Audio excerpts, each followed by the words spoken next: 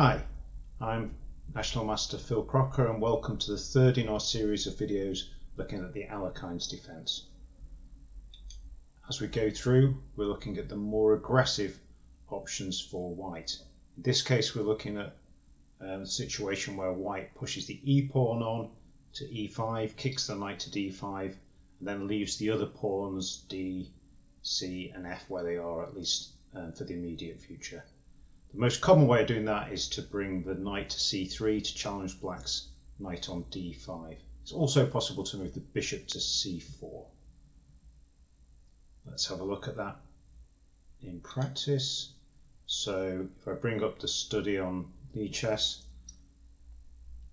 we can see the pawn goes forward, the knight moves to the natural square, and then white plays knight c3.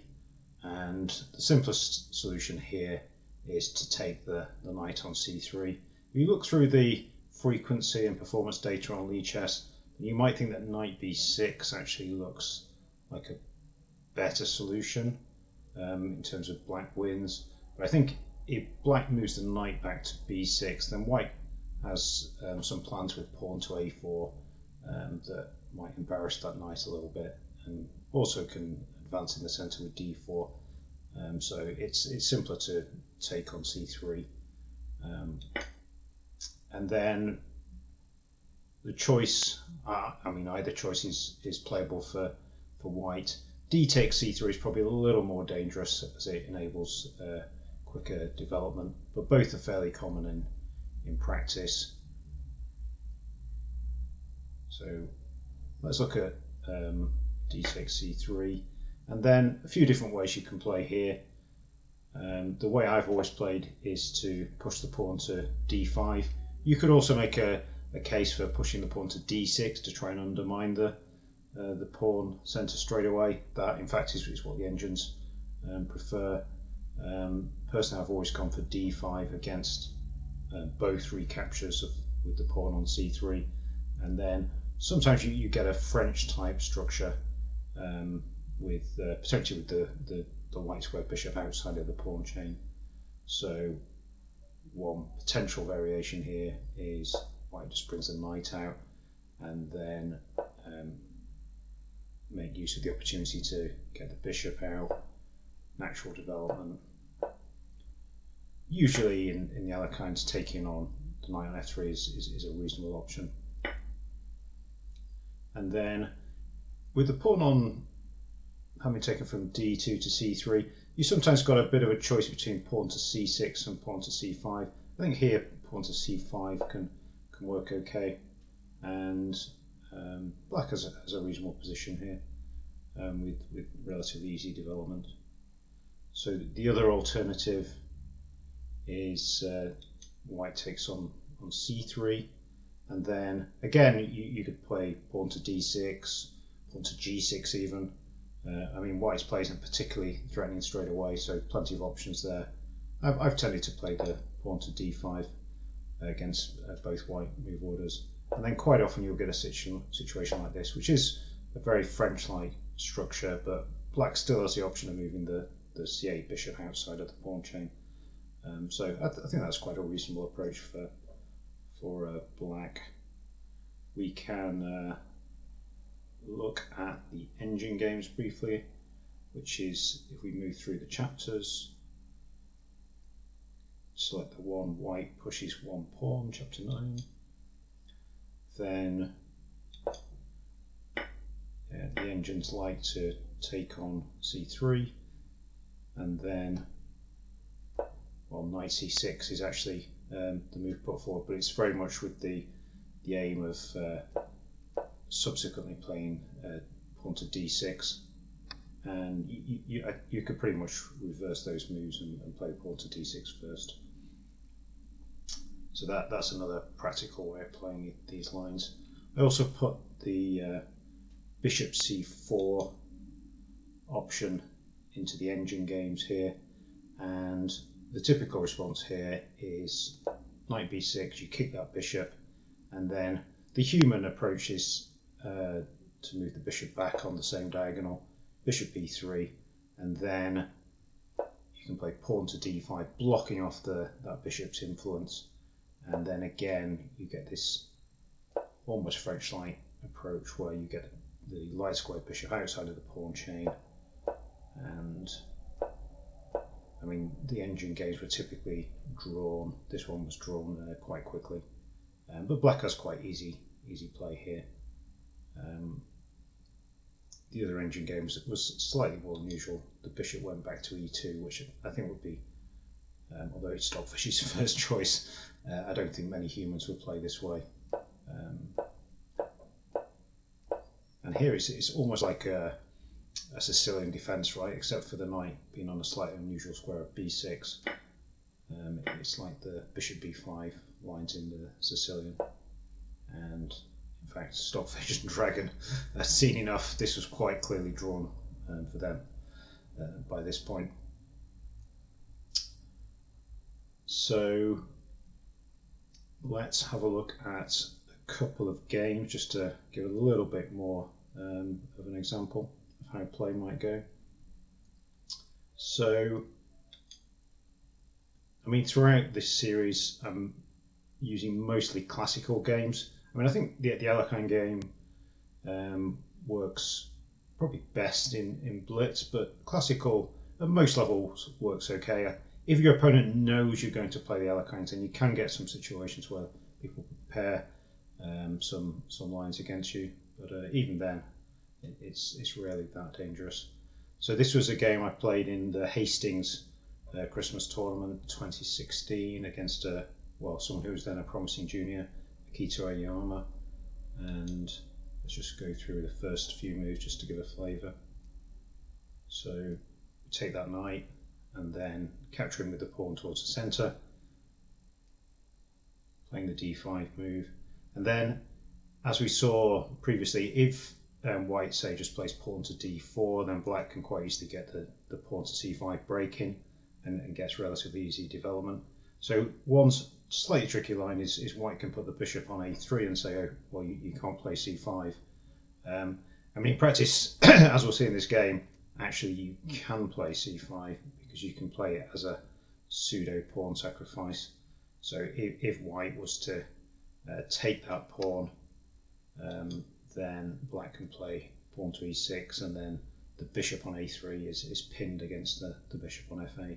So tactically that works reasonably well for black. So Akito played bishop b5 check, bishop d7, bishop d3. I mean, I think to be honest, this wasn't the best game from my opponent. A little bit of time wasted here, I feel, over the next few moves. Trying to keep the d4 pawn protected. Fairly natural development. Move the bishop to a better square. I mean, in the Alekhines, black is often trying to undermine the d4 pawn, so applying pressure to the knight on f3 makes some sense. And white prefers to trade bishop for bishop rather than bishop for knight. But white's spent quite a lot of time with these maneuvers. Black's now developed, and black's position is just a little more pleasant with the pressure on the c file. So as we'll see in a couple of moves, well, in fact one move, that it's pretty impossible for white to now keep the c2 and a2 pawns, and white in fact just ditched a pawn at this point. If white somehow even could defend that pawn, then black's got so much potential pressure on the c file that strategically it's very nice for black. So it's clearly gone wrong for white in this game, and black was just a pawn up and did win in due course. Okay, for the second example, this is actually a rapid game played in 2015, actually on a train going around Europe, chess train tournament, which runs from Prague. Quite entertaining. So we'll go to the start of the game, and in this game we see the probably slightly stronger d takes c3 approach. again I played d5, d6 or knight c6 and d6 was also a reasonable approach as we saw in the engine games. And white has, I think, reasonable chances to get a very slight edge in these positions. But black is also pretty solid. So in this game, I played pawn to c6 to try and keep the centre solid. I think bishop f5 would be another reasonable way of playing there, as I've put in my notes after the game. Then white goes for the queenside castling, and then the bishop goes to f5 anyway. I mean, if the knight had gone to f3 earlier on, then black would quite probably have put the bishop on g4, so white now has the option of kicking that bishop around with some pawns, but it's not a terrible concern for black.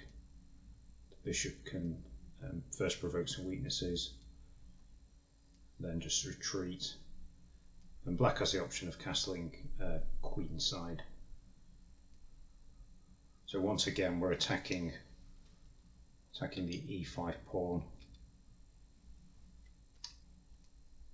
In fact, white just jettisons that pawn. Happens quite a lot in Alekhine's games. Not so much in classical games, but very often in blitz, and sometimes in rapid you will just win one of the central pawns that's been advanced. Here white does have a little bit of play, and in fact I do make a mistake here when I play bishop to c5. I should just probably castle queenside here, and I'm a reasonably safe pawn up.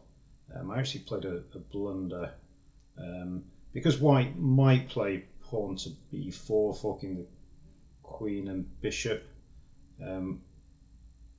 White did have the tactical opportunity here to play f5, pawn takes pawn, pawn to b4.